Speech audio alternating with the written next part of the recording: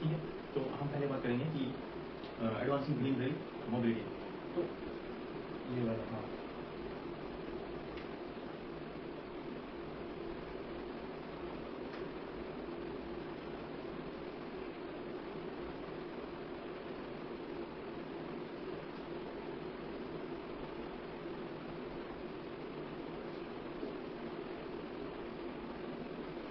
Green rail mobility का importance क्या है, क्यों कर रहे हैं हम ये? तो फॉर एग्जांपल हम जानते हैं कि पूरी जो वर्ल्ड है वो ज़्यादातर फॉसिल फ्यूल से चलती है, पेट्रोलियम प्रोडक्ट्स पे चलती है, डीजल, पेट्रोल या फिर जेट इंजन पे। तो जैसे फॉर एग्जांपल अभी करंट अफेयर से हम रिलेट करें, जैसे स्टेट ऑफ हॉर्मोज ने अभी वो बंद कर दिया था ईरान ने, तो पूरे वर्ल्ड में एकदम क्राइसिस आने वाली थी एनर्जी की, लेकिन उसको क्या है कि सीज फायर हो गया, तो इस वजह से उन्होंने सीज फायर हो गया, फिर उनके पास पीस डील हो गई, तो उसके बाद उन्होंने फ्लो करना स्टार्ट कर दिया एनर्जी प्रोडक्ट्स को ना, जिन्होंने स्टॉप किया था, उस वजह से ग्लोबल एनर्जी क्राइसिस आने वाले थे। तो अगर ग्लोबल एनर्जी क्राइसिस आएंगे तो हमारे इकोनॉमी में बहुत ज़्यादा इम्पैक्ट पड़ेगा, सोशल लाइफ डिस्टर्ब होगी, इकोनॉमिक लाइफ डिस्टर्ब होगी, बहुत सारी चीज़ें आएंगी, तो पॉलिटिकल दिक्कत आती है, फिर वायरल डिसीजन नहीं ले जाएगा। इतना इंपॉर्टेंट है क्यों? दूसरा एक ये कि भाई जो फॉसिल फ्यूल है वो एनवायरमेंट को इम्पैक्ट करता है, और दूसरा हमारे पास है नहीं, और एक सबसे अच्छा है कि भाई हम एक ये रहता है कि ग्रीन रेल मोबिलिटी। तो गवर्नमेंट ने जो इनिशिएटिव लिया है ग्रीन रेल मोबिलिटी का, उसमें एक हाइड्रोजन, बेसिकली गवर्नमेंट ने क्या करा है, झील से लेकर सोनीपत तक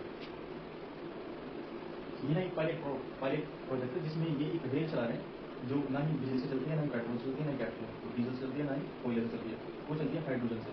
तो एक हाइड्रोजन एक क्लीन एनर्जी का सोर्स माना जाता है। जैसे फॉर एग्जाम्पल अब हाइड्रोजन ही क्यों रेल में जो इम्पोर्टेंट क्यों करते हैं, एक सबसे पहले तो हमें क्लीन और एक सस्टेनेबल ट्रांसपोर्टेशन सिस्टम चाहिए, दूसरा क्लीन एंड सस्टेनेबल चाहिए, दूसरा है कि हमें इसकी जो अब हम कंपेयर करें, जैसे फॉर एग्जांपल डीजल को, डीजल 1 किलोग्राम में तकरीबन 39 joule micro joule per KG gram, तो जबकि हाइड्रोजन दे देता है कम से कम 120 जूल।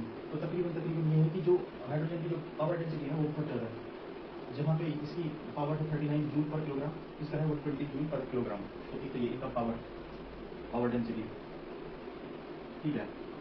दूसरा एक ये है कि अगर हम इसको अपने बड़े गोल से रिलेट कर पाएँ, तो हम क्या कर सकते हैं, अपने कार्बन जो फुटप्रिंट है हमारा, उसको डिक्रीज कर सकते हैं।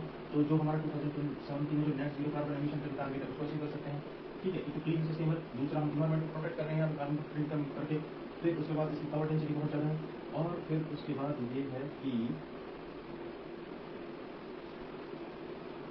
एक नेशनल हाइड्रोजन मिशन और है, उसमें भी ये हेल्प करेगा, एक हमारा जो नेशनल हाइड्रोजन मिशन है उसमें भी हेल्प करेगा। तो ये हमारी इंपॉर्टेंस है। तो अब ये इंपॉर्टेंस होगी कि भाई ये है, ये पायलट प्रोजेक्ट भी चला दिया 3 से सोनीपत के बीच में, और ये इसका इंपॉर्टेंस है। अब उसके बाद हमें थोड़ा सा मतलब ये मैकेनिज्म है जो फॉर एग्जाम्पल,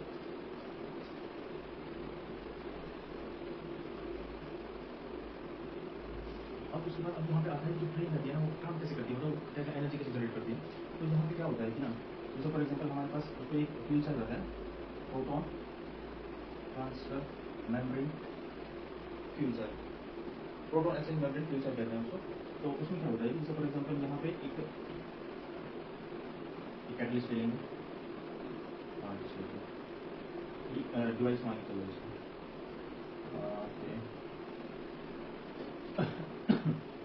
यहाँ पे जो ये वाली चीज़ है ना, ये एक ऐसी मेम्ब्रेन है जो जिसमें एक एसिड रहती है, उस एसिड का नाम है पर फ्लोरो सल्फोनिक एसिड, ऐसा कुछ मेम्ब्रेन एसिड। तो ये क्या करती है, जो सिर्फ प्रोटॉन प्रोटॉन रहता है ना, जैसे फॉर एग्जाम्पल यहाँ से हम घुसाएंगे इसमें हाइड्रोजन, और जो एक्स्ट्रा हाइड्रोजन जो हम जोएंगे वो निकल जाएगा यहाँ से हम इसमें घुसा देंगे ऑक्सीजन। तो उसके बाद क्या होगा, ये हाइड्रोजन को, ये है एनोड, ये है कैथोड, उसके बाद इसमें जो हाइड्रोजन, उसके बाद इलेक्ट्रॉन बच जाएंगे, इलेक्ट्रॉन इसमें से पास नहीं होंगे, इसमें से प्रोटॉन पास होंगे, ठीक है। इलेक्ट्रॉन यहाँ से आएगा और इससे कुछ यहाँ पे प्रोटॉन आ जाएंगे, फिर इससे प्रोटॉन तो मिलकर फिर ये वाटर बना देंगे, तो इसमें से निकाल देंगे।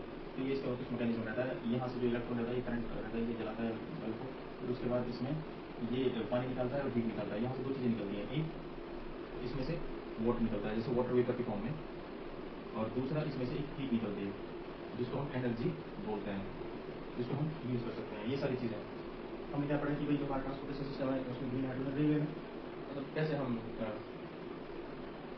लेके आ रहे हैं, मतलब वही ये उसको सस्टेनेबल ट्रांसपोर्टेशन कैसे बना रहे हैं, तो ये उस तरीके का एग्जाम्पल है। अब जो दूसरा टॉपिक था पीआई बैकग्राउंड में था, वो था कि हम जो रूरल प्रोजेक्ट है, ओके रूरल क्रेडिट को हम स्ट्रेंथन करके इंक्लूसिव डेवलपमेंट कैसे लेके आ सकते हैं रूरल में।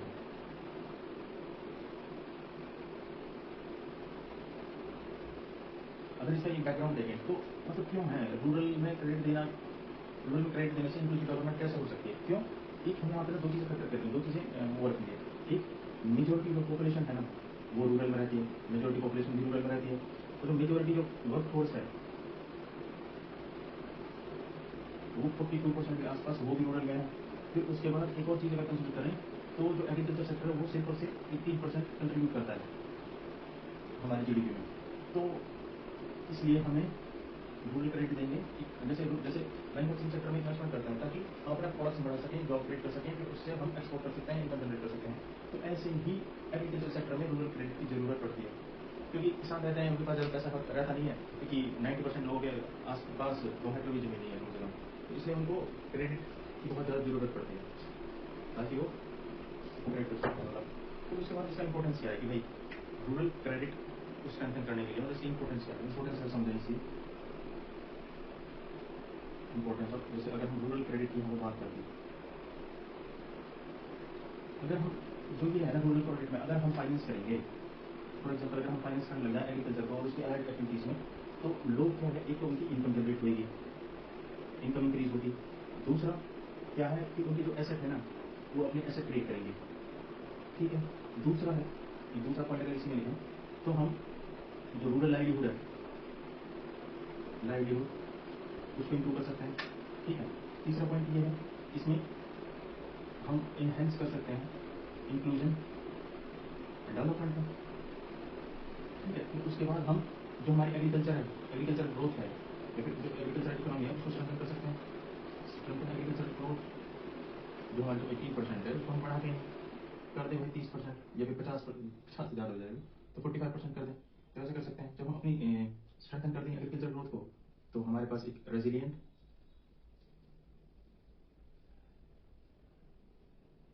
एग्रीकल्चर ग्रोथ हो जाएगा। ये कुछ इंपॉर्टेंस है, ठीक है। फिर उसके बाद ये 3-4 पॉइंट ज़्यादा कुछ ना है, ये याद है इंपॉर्टेंस तो, ठीक है।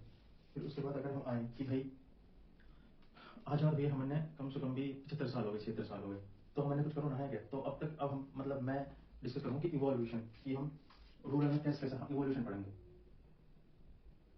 ट्रांजिशन की भाई जैसे सबसे पहले काम हुआ भाई 1995 में एक एसबीआई स्टैब्लिश कर दिया, दूसरा एक नेशनल एग्रीकल्चरल क्रेडिट फंड, तो इससे तो हो जाती है बैंकिंग, जो बैंकिंग फैसिलिटी होती है, जो मतलब बैंकिंग फैसिलिटीज रहती हैं वो अवेलेबल कर दी जाती हैं ज़्यादातर एरियाज में। और नेशनल एग्रीकल्चर क्रेडिट फंड से क्या हो जाता है कि एग्रीकल्चर सेक्टर को पैसा जाने लगता है, मतलब पैसे देने की शुरुआत होती है। फिर उसके बाद 14 साल बाद 1969 में जो 14 कमर्शियल बैंक्स रहती हैं उनको नेशनलाइजेशन कर दिया जाता है। फिर नेशनलाइजेशन कर दिया जाता है तो बैंक पॉलिसीज को वही एकदम रिशफल करा जाता है, तो उसके बाद क्या हो जाता है जो एक पैसा रहता है जो क्रेडिट रहता है जो उनको एक फ्लो कर दिया जाता है रूरल एरियाज में, ठीक है। कमर्शियल बैंक यहाँ पर नेशनलाइज हो गई हैं। फिर उसके बाद यहाँ पे सबसे बड़ी बात होती है 13 साल बाद तकरीबन 1982 में एक नाबार्ड का national agricultural bank for agricultural development, NABARD agricultural and rural development, ये एक बैंक रहती है। तो इसमें इसको इसमें जैसे फॉर एग्जांपल पहले क्या था, बहुत अलग अलग काम था किसी का, तो इसमें ना सारे काम इंटीग्रेट कर दिए जाते हैं। ये क्या करता है, ये फाइनेंस भी करता है। दूसरा ये क्या करता है, ये फ्रेमवर्क जो इंस्टीट्यूशनल फ्रेमवर्क रहता है उसको भी काम करता है। उसके बाद ये सुपरविजन का भी काम करता है। सुपरविजन किसको करता है, कोऑपरेटिव स्मॉल फाइनेंशियल बैंक्स को करता है, रीजनल रूरल बैंक्स को करता है सुपरवाइजन अवार्ड। तो ये है। फिर उसके बाद 1992 में एक और काम होता है कि भाई फिर किसान क्रेडिट कार्ड आ जाता है। फिर उसके बाद इसमें आ जाता है कि भाई पीएम जन धन योजना। फिर उसके बाद इसमें क्या हो जाता है कि ये थोड़ा डिजिटली कर देते हैं, इसको डिजिटली कर देते हैं, उसकी वजह से ट्रांसपेरेंसी रहती है सर्विस डिलीवरी में। फिर उसके बाद ट्रांसपेरेंसी रहती है तो टारगेटेड हम टारगेट कर सकते हैं। फिर उसके बाद यहाँ पे मुद्रा आ जाता है, मुद्रा योजना, तो इसमें लोन मिल जाती है स्मॉल फार्मर्स और माइक्रो फार्मर्स को। ये तो एक इवोल्यूशन है, ऐसे ऐसे इवॉल्व हुआ है। फिर उसके बाद अब हम बात करते हैं कि भाई ये तो चलो उसका थोड़ा सा बैकग्राउंड हो गया। फिर उसके बाद हम बात करते हैं कि इंस्टीट्यूशनल फ्रेमवर्क बना क्या रखा है गवर्नमेंट ने अभी। अगर हम इंस्टीट्यूशनल फ्रेमवर्क की बात करें, जैसे किसी को मान लो एक इंस्टीट्यूशनल फ्रेमवर्क है, इसमें क्या है शेड्यूल्ड कमर्शियल बैंक, यहाँ पे नाबार्ड आ जाएगा। फिर उसके बाद यहाँ पे रीजनल रूरल बैंक्स आ जाएंगे, यहाँ पे कोऑपरेटिव्स आ जाएंगे एंड स्मॉल फाइनेंशियल बैंक्स। तो ये बैंकिंग फैसिलिटीज अवेलेबल कर देती हैं। ये एक जो डेवलपमेंट जो इंस्टीट्यूशनल रूरल एरियाज में जो फाइनेंशियल इंस्टीट्यूशन फ्रेमवर्क रहता है, उनका जो आर्किटेक्चर रहता है उसको डेवलपमेंट में ये कर देती है। मतलब रीजनल रूरल बैंक्स को मतलब इनको स्पेसिफिकली रूरल एरियाज में बैंकिंग वैंकिंग करने के लिए यूज कर लिया जाता है। Cooperative banking grass root level के लिए यूज कर लिया जाता है। स्मॉल फाइनेंस बैंक्स को ये ऐसे यूज कर लिया जाता है। तो ये कुछ बैंक्स है जिनको यूज करा जाता है। तो ये एक इंस्टीट्यूशनल फ्रेमवर्क हो गया। फिर उसके बाद एक आ जाता है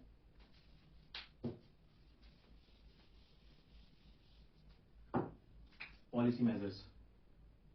गवर्नमेंट के पॉलिसी मेजर्स क्या हैं अगर हम बात करें, तो अगर मैं पॉलिसी मेजर्स की बात करूं तो सबसे पहले आएगा इसमें कि पीएसएल, प्रियोरिटी सेक्टर लैंडिंग। तो इसमें क्या होता है कि ना आरबीआई ने मैंडेट कर रखा है कि कम से कम एक बैंक कम से कम 18% पीएसएलआर के लिए रखेगी। 18% ऑफ एडजस्टेड नेट क्रेडिट में से 18% रखेगी, जिसमें से फिर वो 14% अलग, 10% अलग। तो ये स्मॉल फार्मर्स के लिए रिजर्व रहता है। फिर उसके बाद एक है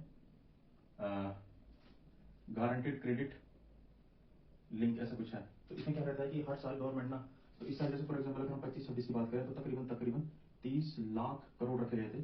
इसमें क्या होता है, एक बैंक को टारगेट दे दिया जाता है कि आपको एग्रीकल्चर सेक्टर में इतने तो बांटने लोन देनी ही देनी है 30 लाख। फिर उसके बाद एक आ जाता है इसमें self help group bank linkage programme. इसमें क्या होता है कि जो रूरल हाउस होल्ड्स है ना, तो उनको एक फॉर्मल जो इंस्टीट्यूशन है लैंडिंग के, उनसे कनेक्ट कर दिया जाएगा। ठीक है। फिर उसके बाद है एक मॉडिफाइड इंटरेस्ट सबवेंशन स्कीम। तो इसमें क्या होता है कि ना फॉर एग्जांपल अगर इसमें क्या होगा, जो गवर्नमेंट किसान क्रेडिट कार्ड्स है उसमें 5 लाख इनकम देती है, 5 लाख का लोन देती है। तो उसमें क्या हो जाता है कि जैसे 7% पे लोन देती है तो 1.5% सरकार सब्सिडाइज कर देती है। तो इसमें क्या पड़ेगा, फार्मर को कितना परसेंट ब्याज देना पड़ेगा इसमें, सिर्फ और सिर्फ 5.5%। सरकार ये भी कहती है अगर आप ये लोन जो आपने लिए किसान क्रेडिट कार्ड पर अच्छे से भर देते हो ना, तो फिर आपको 1.5% का और इंटरेस्ट सबवेंशन मिल जाएगा। तो 3% टोटल इंटरेस्ट सबवेंशन मिल जाएगा, सिर्फ आपको 4% ब्याज पे वापस करना है। फिर उसके बाद एक आ जाता है, अभी सरकार ने चलाई थी कि 2025 में चलाई थी ये वाली। इसमें क्या है कि धन्य कृषि योजना। इसमें क्या होता है कि जो इंडिया में जितनी 100 डिस्ट्रिक्ट है ना जिसमें एग्रीकल्चर में पीछे है, तो उन 100 डिस्ट्रिक्टों को टारगेट करेगी सरकार। कैसे टारगेट करेगी कि जितनी भी सारी स्कीम है ना, जैसे फॉर एग्जाम्पल 30+ स्कीम है तो उनको इंटीग्रेट करेंगे, जो 11 मिनिस्ट्रीज के अंदर आती है। तो ये सारी स्कीम इंटीग्रेट करके नहीं उन 100 डिस्ट्रिक्ट पे ध्यान दिया जाएगा। ठीक है। एक ये वाले बचा हुआ है, 1 2 3 4 5 और भी है। एक है जनसमर्थ पोर्टल है। यू कहा रहा है कि जितनी भी गवर्नमेंट मतलब स्कीम है जिन पर लोन दे रही है, जिन पर सब्सिडी वगैरह मिल रही है, वह यहाँ पोर्टल पर एक्सेस करी जा सके सारी स्कीम वगैरह जनसमर्थ पोर्टल पर। ये सारे मेजर्स हैं हमें। फिर उसके बाद मैं एक चीज और बोल रहा हूँ, वो है शायद वैसे 1 2 3 4 5 6 पॉइंट होते रहे कि पॉलिसी मेजर ये सरकार ले रही है। इनको डाटा घुसा देंगे हम 30 लाख करोड़। यहाँ में कह देंगे कि भाई तकरीबन हमने 10 करोड़ वोमन यहाँ में पार्टिसिपेट करे हैं, 90 सेल्फ हेल्प ग्रुप में, इसके पास जो हमारा डाटा है। तो ये सारी हमारी होगी। अब फॉर एग्जाम्पल अभी कंक्लूजन दे रहा हूँ मैंने, अगर हमने जो कंक्लूजन देना है वो हमें एक फॉरवर्ड लुकिंग देना है, तो हम कहेंगे कि एक विजनरी देना है। तो हमारा कंक्लूजन रहेगा रूरल क्रेडिट में कि भाई जैसे जैसे डिजिटलाइजेशन बढ़ रही है, इंस्टीट्यूशनल जो रीच बढ़ रही है, वह की वजह से कहा हो रहा है इंक्लूजन बढ़ रहा है। जब इंक्लूजन इनकी वजह से कहा करें तो कंट्रीब्यूट करेंगे कि रूरल डेवलपमेंट में करेंगे और वह साथ ही इकोनॉमिक ग्रोथ में भी करेंगे कंट्री में। तो यह कंक्लूजन हो जाएगा। ठीक है। तो ये दो टॉपिक है, एक क्रेडिट वाला सिस्टम रूरल क्रेडिट को, और एक ग्रीन हाइड्रोजन। ग्रीन हाइड्रोजन को ज्यादा कुछ है ना, ऊपर चाहिए। मेनली तो आज को जो रूरल क्रेडिट सिस्टम हो वही ज्यादा इंपॉर्टेंट हो। अब हम बात कर लेंगे फीडबैक की। फीडबैक में कहाँ करें, क्या मैं अपना 100% दे रहा हूँ? ना, बिल्कुल ना दे रहा हूँ।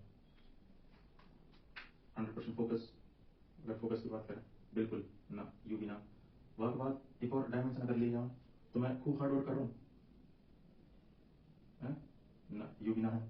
फिर वह बात और कहा बात कर सकते हैं हम, हार्डवर्क लगा ले। फिर वह बात फिजिकल पर ध्यान दे रहा हूँ या फिर ध्यान दे रहा हूँ। वह बात अगर हम जब फिजिकल होगा तो हार्डवर्क होगा, फोकस होगा, मेंटल स्पिरिचुअली पे या ध्यान ना दे रहा हूँ। वह बात डेली टारगेट्स कर रहा हूँ, इनमें ना कर रहा हूँ, कहाँ कर रहा हूँ? तो यूट्यूब पे दिए कोई स्ट्रेटेजी ना है यार, मुझे देख ले, बहुत दिनों भाई कर ले यार इन सब चीजें। ठीक है, ध्यान दे, एक्सप्लेन ना हो। चल ठीक है।